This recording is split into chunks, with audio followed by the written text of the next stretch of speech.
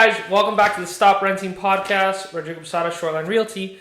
Today, I'm sitting down with one of our top agents, Kelly Zachariah, to go over her history in real estate, how she started in real estate, what it's like to be part of our little team, and Well, thanks for having me. I'm excited to be here. Thank you. And this is the first episode we are in the new studio. I know I'm missing a sign. I will get the sign. So if you're thinking of joining a brokerage, this episode's for you because Kelly is going to, with a bunch of questions, give us a deep dive into what it's like to be an agent in our brokerage, how it's helped her grow, developed, et cetera, et cetera. So, with that being said, Kelly, can you tell us a little bit about yourself, your background? Yeah, so where you're from? I am originally from New Jersey, North Jersey. There's a difference between North and South. Yes, there is a difference. I didn't know that. North Jersey's better. But I was born and raised there my whole life. My parents are from there. I played some sports back then, and I knew I wanted the finance, real estate major. Looked at a lot of colleges, ended up going to University of Central Florida in Orlando. Absolutely loved it. Was a finance major, sports management minor, and then took some real estate classes. Wound up getting my license my senior year, and then my parents decided once COVID hit, let's move to Florida, and we found Lakewood Ranch, Sarasota, which I'm forever grateful for that. And then we moved down here right as soon as I graduated, got my license, and been here about 4 years. So you didn't do anything before real estate, right? It was just Nope. college, and then you started as a single agent, if I remember right. Yeah, started with another brokerage when I started for a month while I was transitioning. It was the summer, moving here, going back to the Jersey Shore a little bit, spending there doing all my classes and your continuing education, and then got into it as a single agent and then transferred over as an assistant job. Correct, and that's where we met Kelly. I was an agent on that team, that she was an assistant to the team lead on that one. So I remember the first day I met you. Oh. Yeah. I'm trying to remember, what was the first day? Our pictures. Oh yes, me and Kelly started at the same time. That's actually hilarious. I know. Now I do remember that. That's wild. Actually, How long I ago was don't that? have a good memory, but I actually do remember. That's funny. I remember it Yeah. now. How long ago was that, dude? It's 5 years, 4. Yeah. Wow, wild, long time. Yeah. So, what was your biggest fear? So you started out. Well, I guess you started out as a single agent first. It was very quick. It was maybe a month. I didn't really. I went to some classes at the Market Center. That was really it, learning. But it was at the same brokerage, right? Yep. Okay. We were with Keller Williams. And then you started with a team that was also under the same Keller Williams office. Yeah. Okay. And at that time, I was unsure of whether I wanted. I really did love the sports and want to do something with that. I worked for the New York Jets while I was in college, so I did want to pursue that and was interviewing with a few positions here. Just nothing was clicking. The money's not that good. So I just, everything happens for a reason. And Correct. I'm very grateful for it. But all of those interviews and practice, all that, it all helped me. Learning more, yeah. 100%. What was your biggest fear, I guess? Well, you started out as like an assistant, which... Was there any fears, I guess? Because it's different like when you start as an agent. But well, getting my license and in those few months between graduation and getting the job, there was fears like, what am I doing? And that's why I was interviewing for other positions. Like, can I do this? But I really did love it and want to just dive right in, How would you out of college. Yeah. You did. I was one of the questions like, what did you do before? It's like just real estate, college and real estate. Yeah. So I think one good question was, how do you think it was an effective way to start off as an assistant 100%. and then transition? Okay. 100%. That would be my biggest advice. I'm very grateful for the time I spent in that position. You learn a lot. There's a lot to this business. You take the course, you don't learn half the things.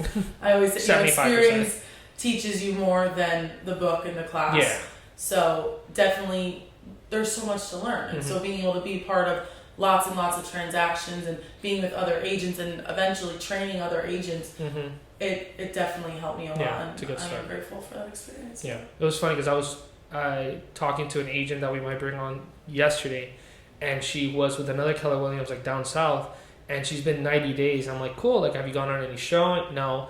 Have you done any open houses? No. I'm like, what are they doing? She's like, well, we're training. I'm like, training what? Like, I get it. Like, there's a legal aspect and contracts and whatnot. Yeah. But at the end of the day, and I feel like I say this all the time, like, you need to be showing properties. You need to be in in front of people. In like front of that's people, yeah. experience what's it like to open the super, go in the house. I have the super fail on you. Turn all the lights on. There's a million switches. Yeah. Like the little things that. We'll never. There's no way to train that. You have to do it yourself. Exactly. And there's so little you don't think of it. To open a key on the front door should be easy. Not always. Supra doesn't always work. It is awesome. It doesn't always work. Exactly. Biggest fears we already talked about. Okay, when was? I guess that's not a good one. What was your first year? So I guess this last year with us, which I just checked, you're about to hit your cap, by the way, with Medi. One more, and like whatever's next, you hit your cap. So congrats, Kelly's gonna cap, and we'll talk about that separately. So, what was your first year in real estate like? This past year. This first year as a single agent, not your first year in real estate. Your first year as a not a single agent. Your first year as an agent. There we go. Yes, as a full-time agent, and that was a big jump from going to the assistant. Even though I knew I was ready, I was excited. I wanted to do it.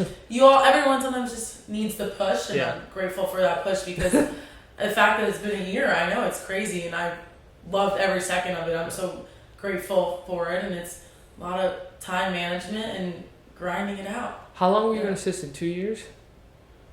Yeah, I get it. I mean, I had my license. It'll be 4 years in May. Oh shit, so more. So like 2.5. It was like almost 3. Yeah. Wow, crazy. What was your biggest fear? Because obviously, like, you were pushed to do it to like starting full time. But what was the biggest fear when you were transitioning from single agent to full time? Can I succeed? Can I do this? My biggest, everyone talks about what's your why, and my biggest why is I never want to go to a 9 to 5. Never had to do it. I mean, a little bit. You're lucky. But I never want to have to go to do that. Like a prop, Yeah, the schedule and just everything and being able to work when I want and my own hours and as long as I want the weekends, everything. But that's the big fear is like being able to, can I make the money that I was making or that I want to make?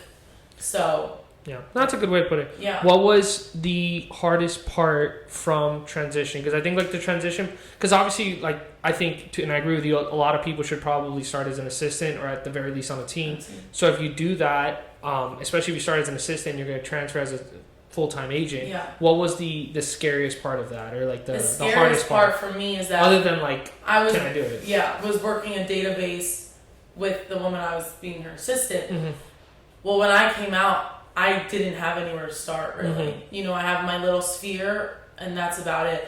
And that was my always biggest challenge is I know I'm good. I know I can do this job, but having the clients to do it with and not having something built that was my own database for those 2.5, 3 years. So that was definitely my biggest fear. Which but, is Yeah, but it's and not really anymore. So yeah, I think I have like 700 people that's in pretty a impressive. year. Yeah, pretty good. That is really. I didn't know you had that many. That's really good. Yeah, no. Yeah. I saw it the other day. My mom asked me like a few weeks ago, and I remember it was pretty high. That's good for technically 1 year. Yeah. Yeah. One of the things we do is provide our agents leads. So a good part of those leads do come from the brokerage, and we can talk about that separately. Was there a moment you almost quit? You think in the last year? Because 2025 was it was a tough shit year for real estate, but no, I don't. I'm not a quitter. I don't think it never got to that point. Yeah, never did I think like, oh shit, I'm not doing good. Like, yeah, that's good. Yeah. Is there?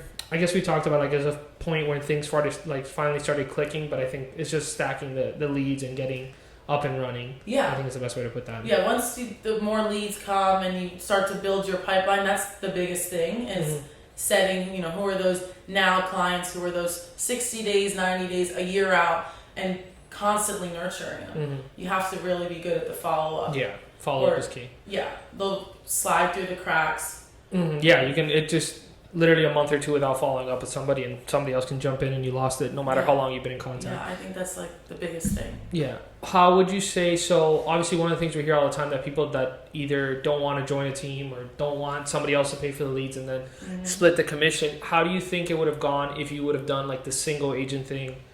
After the team, right? Like what? Yeah. From the other people we talked to that do that, what do you think that would have been like? Yeah, not that it would have been a lot harder, but it's definitely would be a whole different day to day. Not because obviously we used to do expires and farming and all of those things that come from myself, but I definitely would have been like, oh no, what do I do? Yeah, just because it's nice to have, people are coming in. I have someone to rely on, ask questions. Like, it would have just been definitely harder. Yeah.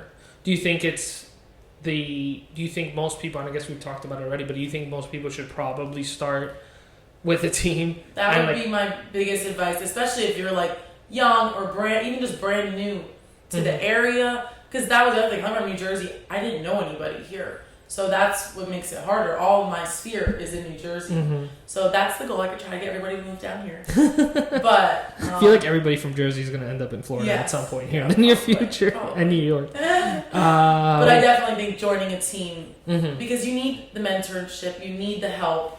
It's not a clear, every transaction's different. So you need someone that you can go to ask questions with, to help you review your contracts, all of everything. What, I think we talked about it a little bit, what daily habits do you think are like key to succeeding? Like follow up, obviously, but like... Obviously, like your morning routine, check, make sure, emails, anything that's come over that you haven't answered, getting to people very quickly is very important. And then going through, I love my to-dos that each client and their checklist of what needs to be done every day, and making sure you don't fall behind. Yeah. Because once you get busy, then that's the hardest part probably, is making sure that you're going with your pipeline and keeping everybody moving forward while still building your business and getting... Especially if there's new leads coming in. It's important to keep track of it. I fall for that all the time. Like, I'll be doing the new leads and then I have to like scramble and go back to my to-dos. Yeah, because the follow-up is the most important part. Yeah, 100%. What else? So, okay, that's a good question. When you left the team, the assistant position, and it was time to go be a single agent, which I think that was your thought process either way. Yeah. Why did you choose to come with us? It was the easiest decision I've ever made. Thank you. I knew, you think for a while, oh, what's next for you? You want to keep growing, and I just always knew they've been awesome since the day I met them, and I always knew this would be home. And the timing was perfect. Yeah, the timing worked out. I really believe in timing, and we were transitioning the same time. Kelly was stopped being an assistant was the same time we were transitioning from being Shoreline Group to Shoreline Realty. It was like within a week or two, so it was pretty impressive timing. It was perfect, and I'm happy. It was an easy transition and got me up and going right away, day one. A year later, here we are. That's crazy.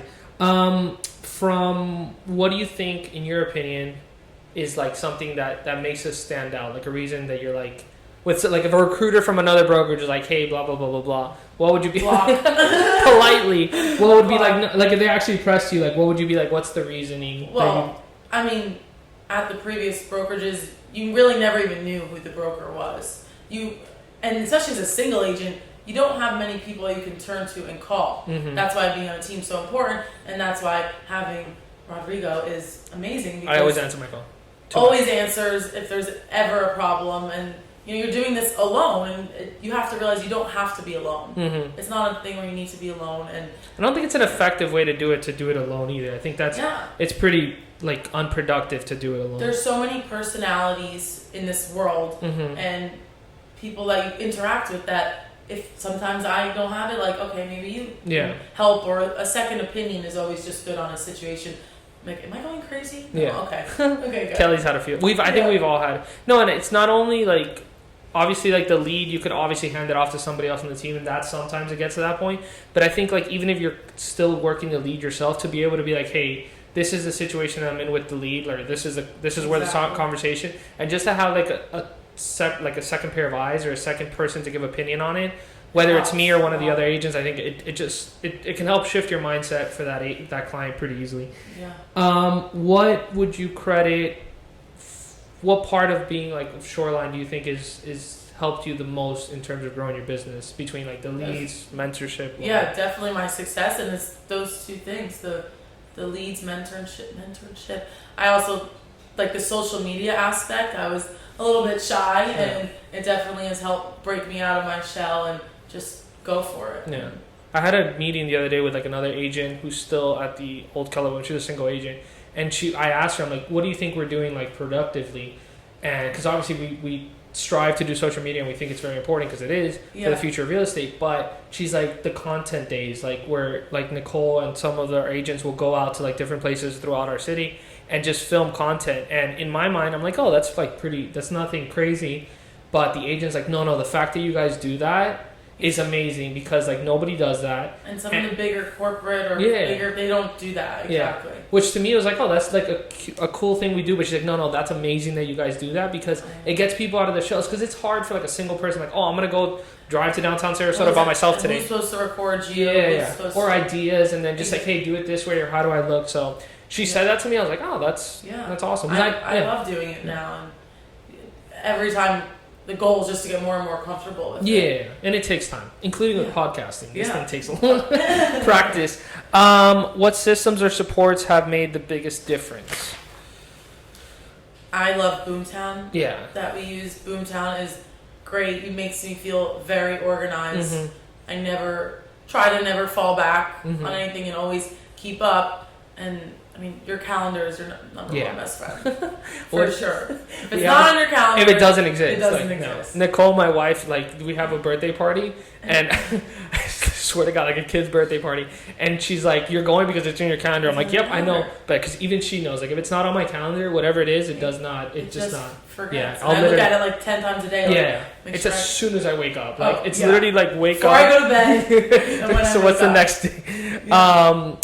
What changed in your business after joining Shoreline? But like we talked about already, you had like, there was no sphere. I'm a little bit of a unique case because I didn't have anything. It's kind of, I've been in the business for quite a while, but I was starting out brand new. Yeah, well, I would say you were starting out in terms of like clients, but in terms of knowledge, exactly. Like this just a lot. Exactly. We already did that one. Okay, what type of agent do you think would thrive in Shoreline? Because we are actively recruiting. Yeah. What do you think would be like? What type of personality? Like, if you could, I think they call it an avatar. Yeah. Like, I mean, someone that works hard, that's dedicated, that wants to put their clients first, and the communication is the number one thing too. You have to be able to communicate with these people and also match their personalities. Oh yeah. That's a very big thing. You know, you have a husband and a wife, and you have to be able to talk to both of them. Correct. Match and meet them where they are. I think real estate is a very emotional thing. I can't even count the number of people that have said that, both agents and loan officers and clients. So you have to be very good at matching people's emotions, and I don't consider that being fake or anything. I think it's part of the job, to be honest. Exactly. The same way, like, you don't consider a psychologist fake. A psychologist just like talks to you the way you need to be talked to. I think real estate is like the agents that are good, and you do this beautifully. You could just match the client where they're at, and that just makes everybody more comfortable. And it's making them. You want to make them feel comfortable, and like the number one thing is, do not be a salesperson. Oh God, please don't. No. Do not push them. You just are there to guide them. Yeah. And that's like when you hear sometimes they tell me stories of other people. I'm like, oh my God. No. Like, and like what I always tell you, like Kelly has a few clients that are like right there about to buy, and every time there's like some type of situation, my answer is always like, make sure the client's happy. If it's not this house, it'll be the next house. But the worst thing you can do is like be pushy to the point where they're like, and then they have a bad taste about you. Yeah. And then you have to build their trust, and like we always say, it's you want to be likable. Yeah. Who do you know, like, and trust? Yeah. And you want to be those three things for somebody. So somebody as an agent that can give off those vibes and do that. A genuinely trustworthy person, I think. Yes. Yeah. Like I had one the other day. And want to grow their knowledge also. Yeah. There's a million things to learn. Yeah, you definitely have to be hungry and willing to learn, and know that there's a lot to learn in this industry for sure. I agree. What separates successful agents from struggling agents, in your opinion? Some of those same things, for sure.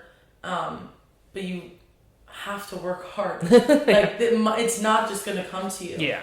And even with the leads, like, it definitely... It doesn't at all. You have to put in the time and the effort and keep going. And if you give up, it's not going to work. Well, you just wait for it to come to you.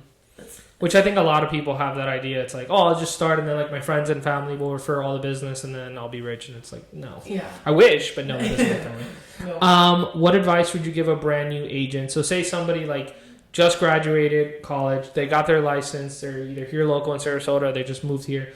what would be like, go do this first? What would be your advice?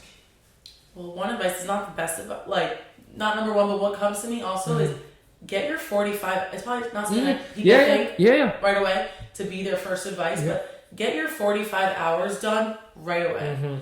You have to get it done within 2 years. But if you can get that done right away, I did that and actually did learn a lot that wasn't part of the course. And I think it's just like a little bit of that education that's more of the practical things that go on in your everyday, that I think that can help you a little bit more. The other thing was like, get familiar with the MLS. They don't teach you that. They do not. In class. And that's obviously very important. And being able to how to set up searches and all of these things and do comps. Like, there's all these things they don't even talk about in class. The class, no. So as much as you can get familiar with your everyday, what you're going to be using every day, to master those, then you'll be good. Yeah, I think that's great advice. And it is crazy because I think I did mine like at the tail end of the 2 years. And at that point, like I had already been in production, but I was like, oh, like this is a lot of, like even at that point, I was like, this is very like productive stuff. Like this is stuff that practical is the word. This is really practical stuff that I can use day to day. Like, so I do think that's good advice. And so then you don't have to worry about for 4 years. Well, and it's because like you're starting out, like depending if you join a team or not, but you're probably not super busy at the beginning. So, and it's more practical. Again, I keep using the word practical, but it is practical. As brand new agent, in your opinion, what do most agents do wrong in their first 2 years? And I think I have an answer, but I'll let you answer first. Well, it's either give up. Quit. That's a bad thing. Give up or not be knowledgeable enough. I would say like if I was talking to the young lady we might recruit, I was talking to her yesterday because she's been in it for like 6 months already, and I said like it would be better to do like with it what was I trying to tell her? Basically, like if she did it alone and did like 5 or 10 transactions a year, and even if financially that she netted the same as if she was on a team and did like 20 or 25, obviously with a split, but it's like you have 20 or 25 past clients now as opposed to 5 or 10, and money wise it's about the same. So I think that was like one of the things that I see agents that I try to recruit all the time, but it's like people are like, oh, I don't want to join a team because I don't want to do splits. And like I can see how many properties they're selling. I'm like, why would you not? Yeah, I mean, that was my advice. Join a team, 100%. Either as an assistant or as like an agent. Even just as a single agent on the team. It definitely will help you. I think there is a lot of value to it. If you had, because this goes hand in hand, but if you had to restart your real estate career today, is there anything you would do differently? I'm really grateful. No, I think you did perfectly. I'm really grateful. I was able to sell my own business. And, make a salary, which you don't hear that from for real estate agents, and learn. I was young. I was 22, so I think I did it really good. I think you did it really well, I don't think there was any way to do it better. Met a lot of people and was able to work. I think you did it perfectly. Rapid fire question time. Right. Buyers or sellers?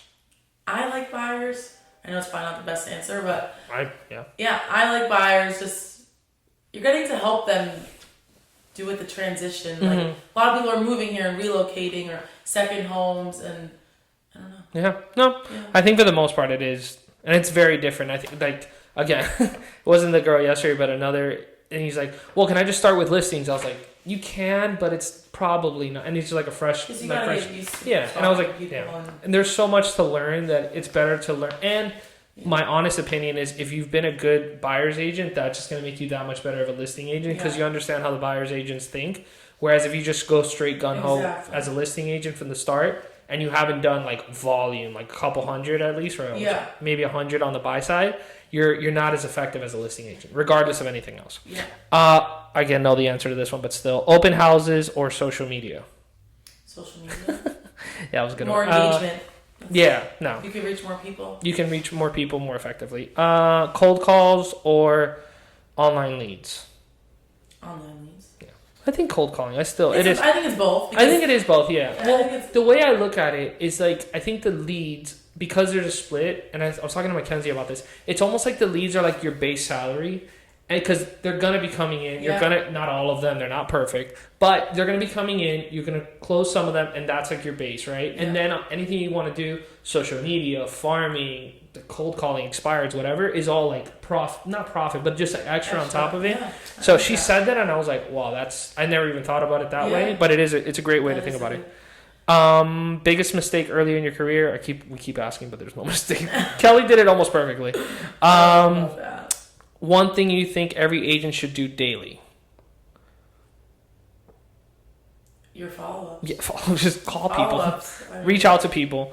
Yeah, you have to have at least 10 conversations a day. Yeah, I think like 10. Yeah. I saw something. You gotta have 100 conversations a day. I'm like, bro, come on. Like, that's just not even practical. Like, I try to call 100 people so I can get 10 conversations. Correct. I think 10 like good, productive conversations with people. Quality conversations with people, I think, is a good one. Yeah. I saw that. Quality over quantity. Correct. Yeah, it's better to talk to 10 people and like have something productive. What's their timeline? What's their criteria or motivations? Blah blah blah. You have to ask all the important questions. Correct. Yeah. What would you say to an agent who's watching this and thinking about joining us here at Shoreline? If you want to be successful and if you want to move your business forward, this is the place to do it. We're growing. We're all hungry and eager agents, and we're all excited to be here. We love what we do, and we want more people like that. How important do you think it is that we try to keep like the culture, right? Like everybody, like we all go out to lunches and dinners and stuff. Like how important do you think that? Because like people like talk about culture all the time. But I think it's very important. Yeah. You want to be able to know who you're working with. You never know if you're going to deal with your own people, and also be able to just talk to them. Like, what are they going on and seeing in the market? Yeah. How can we help each other? Yeah. You know, it's not competition here. Yeah, it's not. We all want to be successful and help each other. And it's one of the things we strive for not knocking anybody, but it's like one of the things we strive for is that everybody gets along, because I think almost every other broker is just people like, well, I'm not really, like, I don't like that person. And it's like, I don't think that's productive. Like, and I would never want to grow to the point where we have that situation. Exactly. So, yeah. Cool. All right. Yeah. Thanks, Kelly. Appreciate it. Thanks, guys. Thank you, guys.